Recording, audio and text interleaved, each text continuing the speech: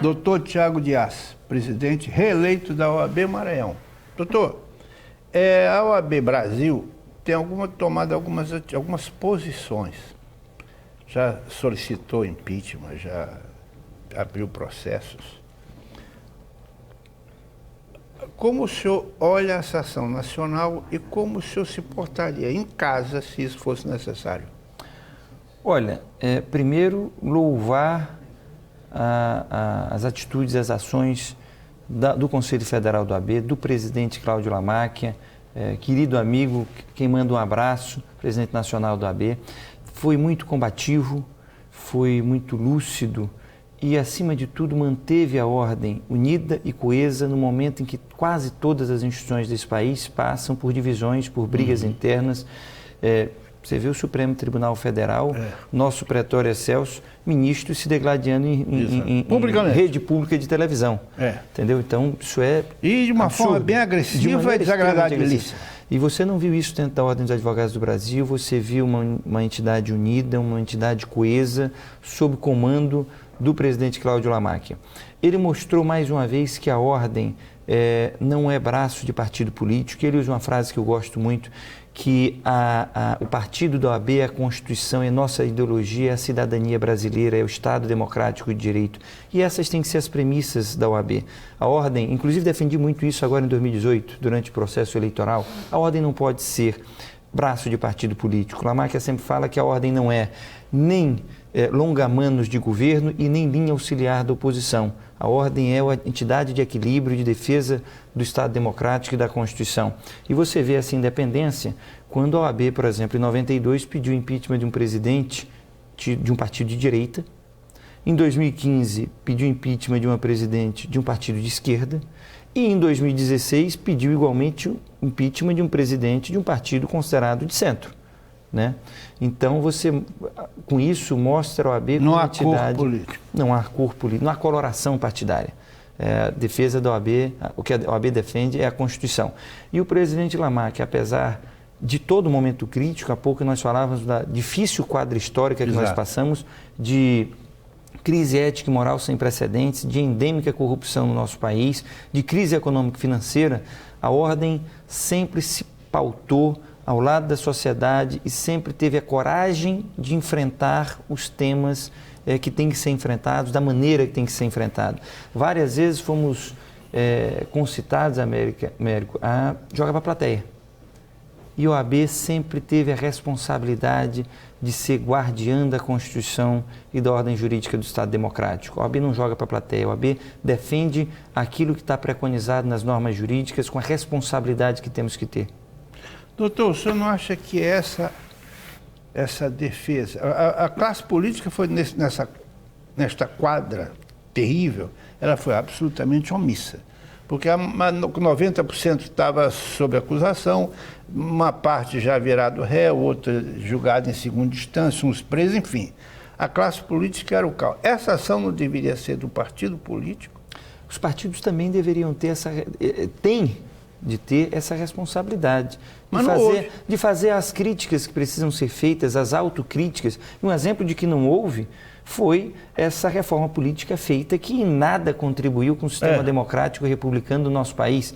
E é uma expectativa enorme de toda a população, e a única coisa de grande e diferente que fizeram foi a criação de um fundo de quase 3 bilhões de reais. Exato. Imoral. O que é imoral num país em que a crise assola toda a sociedade, milhões e milhões de brasileiros voltando à pobreza extrema. Isso. E eles criam um fundo de 3 bilhões de reais para a campanha, entendeu? Então a classe política parece que não conseguiu cumprir. E as eleições começaram a dar o recado também, com a enorme mudança do Congresso Nacional, com a própria eleição do presidente da República, que não vinha dentro daquilo que era tradicional, ou das campanhas tradicionais, ou dos maiores partidos políticos.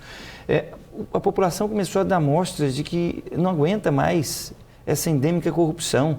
E os políticos, principalmente os mais antigos, não tinham conseguido compreender que não dava mais para continuar como vinham as coisas no nosso país.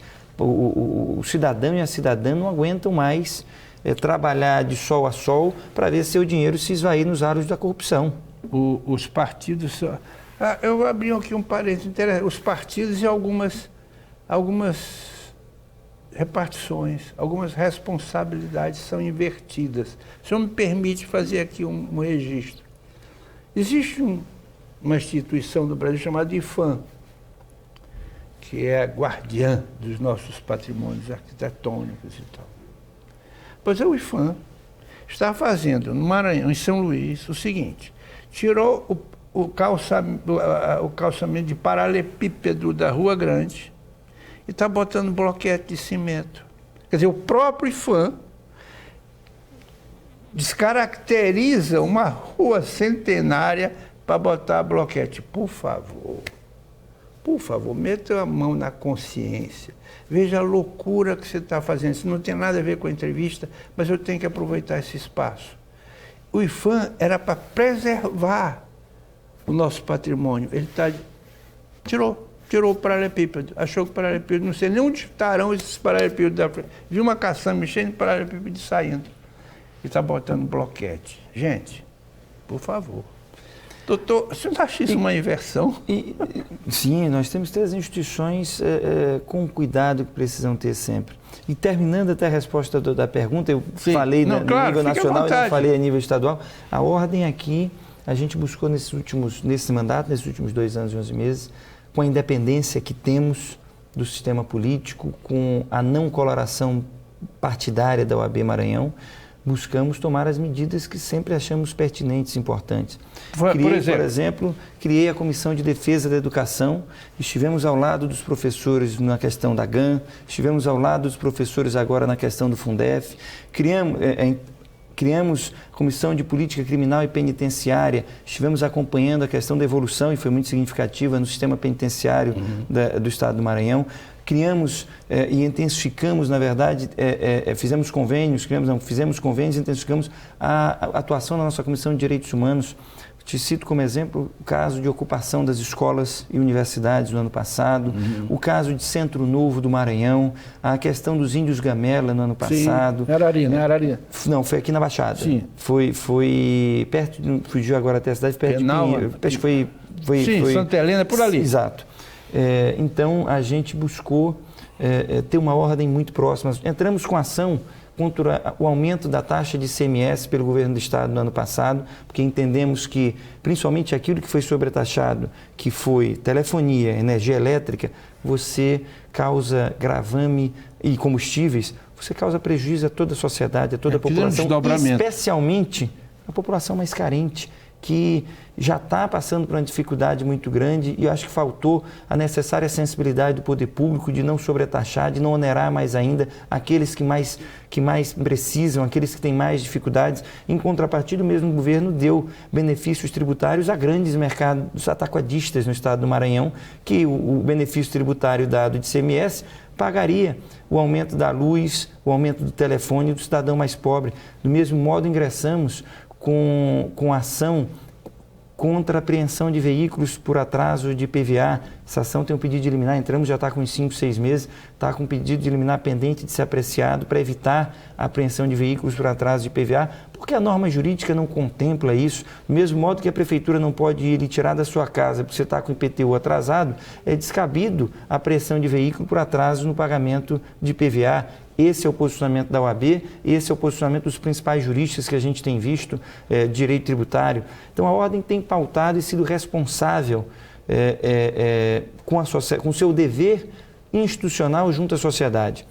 E quero, nesse momento, reafirmar o compromisso com a sociedade maranhense de estarmos ainda mais próximos da sociedade, de estarmos ainda mais engajados nas causas importantes para a sociedade civil do Estado do Maranhão, de participarmos ainda mais, como já fizemos nessa gestão, de ações sociais, ações de esclarecimento para a sociedade civil do nosso Estado.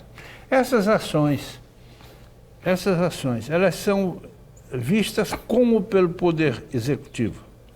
Olha, a gente tem feito muita parceria com órgãos, com cidades, com escolas. Por exemplo, no Poder Executivo Municipal, a gente tem sido parceiro da Ordem em diversas ações. A gente firmou um convênio com a Secretaria Municipal de Educação, ainda no começo desse ano, acho que foi fevereiro ou março, não recordo com precisão. E hoje a gente tem, através de um convênio, um programa que é muito bom, que chama OAB nas escolas, onde a gente vai às escolas.